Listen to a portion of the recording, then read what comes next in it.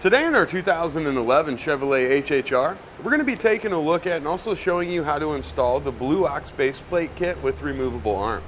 Part number is BX1692. Alright, here's what our base plate kit's going to look like installed. You can see we've got our removable arms in place here. It's a really clean look. Most of it's hidden up behind the fascia area of the vehicle. To remove our arms, we'll just pull out on the pin, rotate them, and slide them out. Then we've got protective caps that are going to slide in there and keep the dirt and debris and stuff out of there. But as you can see, when removed, you're not going to see it. It's not going to be terribly noticeable, especially from up at a higher vantage point. It really hides nicely right under the bumper. There's no need for trimming the fascia to make room for it or anything. So it's a really nice system that's going to go in place and allow us to carry our towed vehicles behind us safely. Now our base plate comes with an attachment tab for our breakaway. The breakaway is going to come with your braking system. You can see an attachment point here and here. This is going to be for maybe like a 6-pole wiring, 4-pole wiring, whatever we've got going on there. And then we've got tabs that are going to come out here on the side. This is going to allow for easy attachment of our safety chains between our towed and our towing vehicle. Now, in having our tow bar set up properly, it's going to help take some of the weight off that front suspension as we haul down the road. We've got the reinforcement bar that's going to go across the front between our two arms. That's going to give us good support, so as we pull, we're not squeezing in on the front of our vehicle frame here. It's constructed using a heavy-duty steel, offers a black powder coat finish, so we shouldn't have to worry about rust and corrosion for a long time. Now, to begin our installation, we're going to have 2 bolts located right here inside the lip, just inside from our headlight. We'll need a 7mm socket here, and we want to get them removed on both sides. Now we want to hang on to these because we will be replacing them later.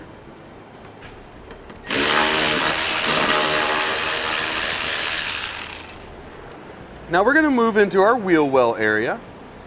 We've got 2 push fasteners. These are like Christmas tree fasteners we're going to pull out. And then right up here above, there's another 7mm headed bolt.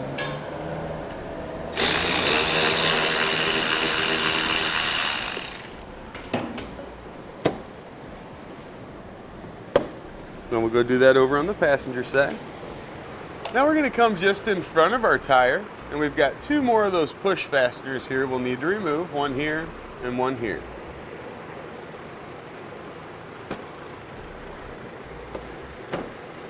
Alright, let's do that on our passenger side. Now with an extra set of hands, we're going to start pulling from the corner here where our fascia meets our fender. Just kind of pull down and out on it, and you'll see our clips are going to start separating here. Come over here to around the headlight housing, and we'll have the same style clips.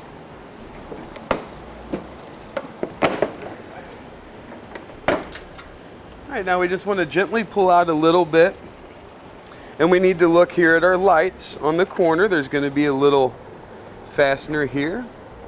I'm going to get that unplugged. Also here in the middle, we're going to have our temperature sensor.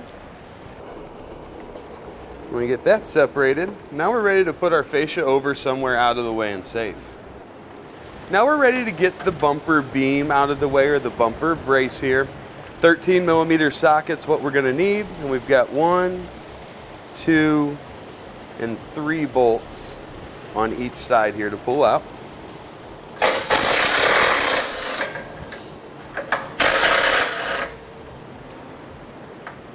Just going to leave one loosely started there so it'll support this side while we take the bolts out of the other side.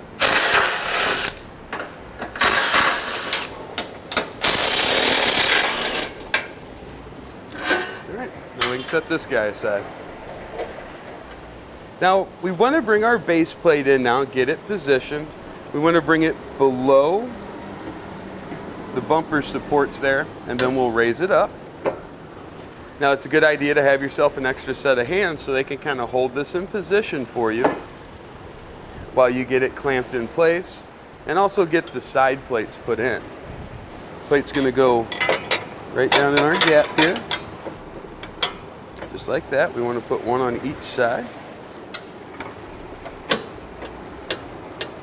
Make sure we've got our holes aligned there. And now we're going to use a couple of clamps and just clamp that base plate into position. It's not terribly heavy, so we're not going to be holding up 600 pounds or anything. Just want to have enough pressure on there to keep it in place.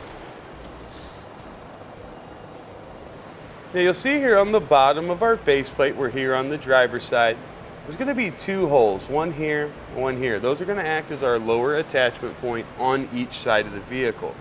We need to drill those out, but as you can see, the small panels are in the way a little bit. It's just a couple of push pin fasteners and one screw, so I'm going to take this out on both sides. Well, that's not in the instructions. I feel like it will make our job a little bit easier here. We got our 7mm screw there. With these, you just want to pull that center core out.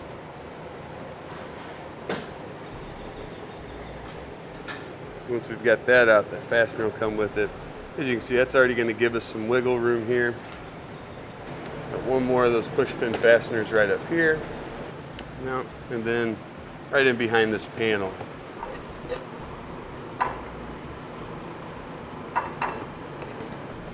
And you see that'll give us room. Kind of flex it out of the way, get to those hole locations. Now we want to grab our 30-second drill bit, and we can get those taken care of. Now with our holes drilled out, it's time to grab one of our nut plates. You can see it's on a wire. I'm going to feed that right up in the lower hole here.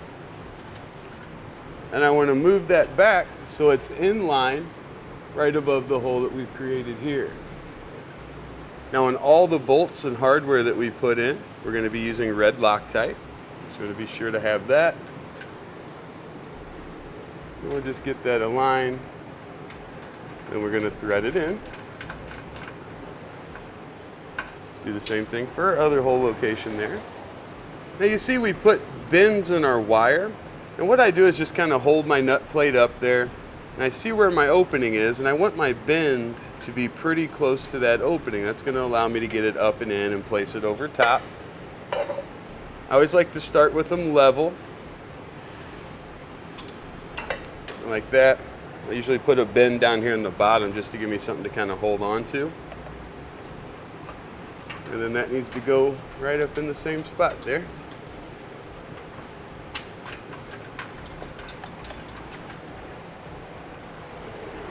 All right, now we're ready to get our bolts snug down. We'll need a 9/16.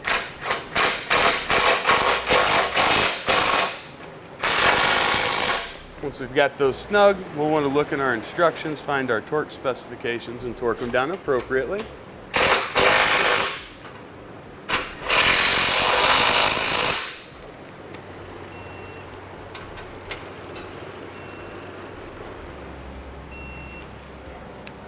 Now what I like to do is grab my excess here with a pair of pliers, and I'm just going to push up and down on it. If we flex it enough, it'll break and come out.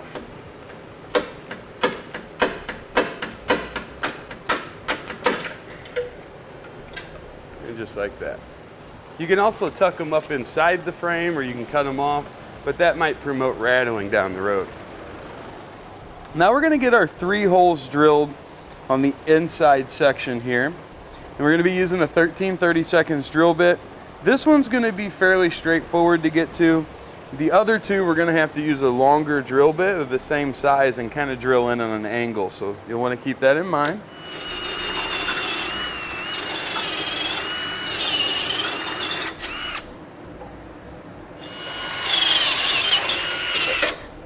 All right, now with all of our holes drilled out, it's time for us to get our nut plates installed on here.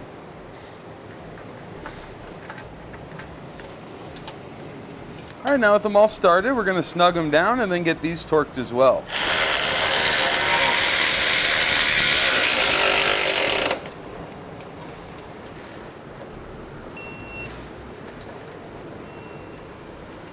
Now we'll head to the passenger side and do the same thing there.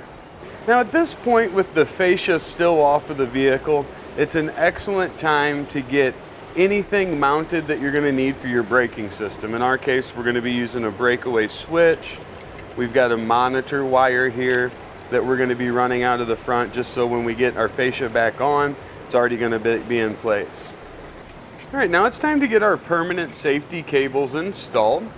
These are going to go up and around the main portion of our frame here. See, we're going to take it, run it straight up. We want to make sure that we're not pinching any delicate wires, like over here's our horn. Certainly don't want it to interfere there or cause any issues there. Remember, this panel is going to be fit up right up into this area, so we want it to have room there. Now we want to take our quick link, get it down through our attachment point there.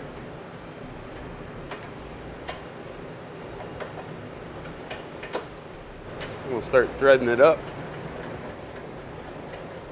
Now we just want to ensure that we're not going to have any issues with rubbing or anything like that here in the area of that hose. So we'll kind of get it zip tied down here at the bottom, and then also up to this bracket up here.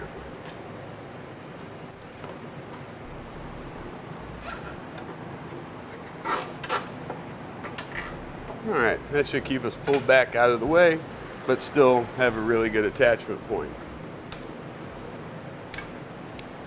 Now, as we put this panel back up, of course, we're going to have a little bit of interference here where that cable is. So we can just snip out an area. There's a utility knife there to cut off that tab. Slide our panel back up into place.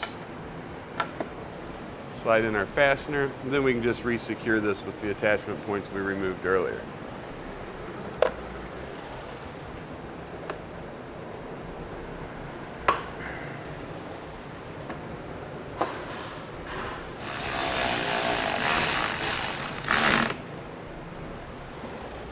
Now we're ready to get our bumper put back into position. I just like to get one bolt started on each side, hold it in place, and then we'll get the rest of them in.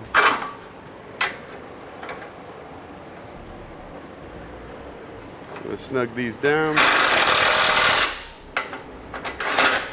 Keep it from coming off or coming out of position, and we can get these started. All right, and we'll just grab our 13 millimeter, get it in place. For these, you'll need an extension. 3 or 6 inch will work fine.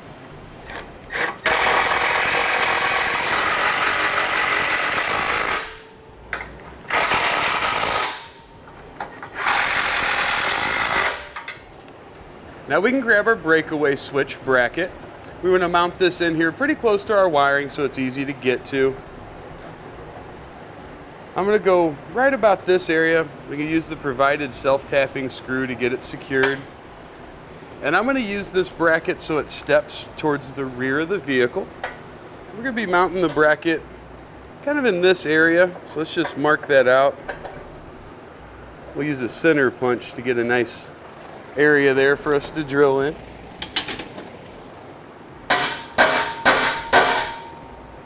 Then we'll just take a small drill bit and make a pilot hole there. Make it easier for our self-tapper to go through.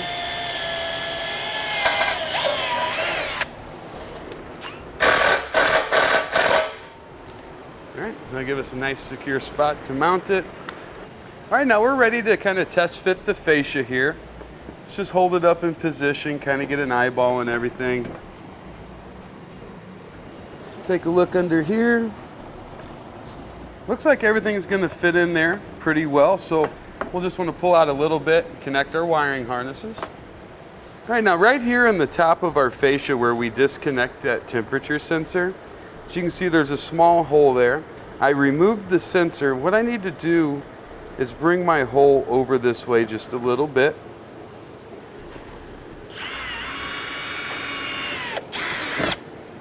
That'll allow us to relocate that out of the way of our removable arm socket. Now we'll just slide that in that new hole that we've created and get our fascia installed.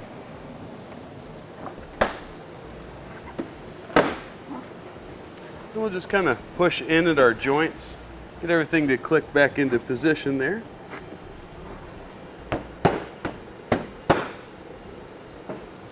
And once we're happy with the way our fascia fits, we'll get our screws put back in. Now the One with the larger washer will go on the top, the one with the smaller one goes on the bottom. We'll do the same thing on the other side.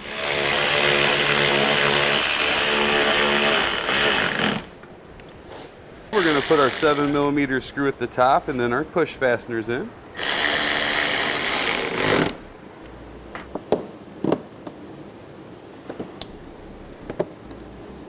Go over to the other side and do the same thing there. Now we'll get our 2 push fasteners put in the bottom here on each side. We have to kind of hold down, kind of give that one a wiggle as you do it. Now when we hook up to the tow bar, we're going to want our removable arms in place, and you can see it's designed to work with one of the 3 tab arms here. Just want to slide that out until we get those holes lined up. Be sure that the up arrow's facing up, and we can secure it with either a pin, or these are locking pins, which are really nice and really smart. I mean, it's a pretty good investment, and having that locked is going to prevent your tow bar from being removed from your removable arm, and also your removable arm from being removed from the vehicle. So pretty nice there. Do the same thing on the other side. Ready to get our wiring plugged in here. Just lift up our cap and get it slid in. All right, now we can't forget about our breakaway switch. It's very important that our breakaway switch actually connect to either the hitch itself or the frame. We don't want it connected to our safety cable, so we'll connect it right there under our safety part. Safety chain connection point on the hitch. And finally our safety cables here. Those will slide into the connection point on our base plate.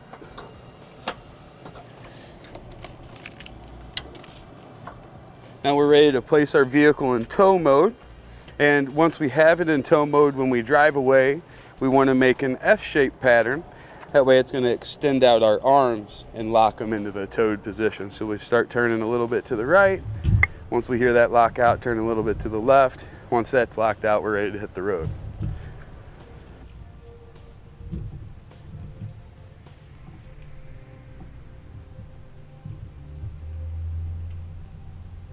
Now with our fascia back in place, that's going to complete the installation of the Blue Ox faceplate kit with removable arms. Part number BX1692 on our 2011 Chevrolet HHR. Click the link below to shop, learn more, or visit us at etrailer.com.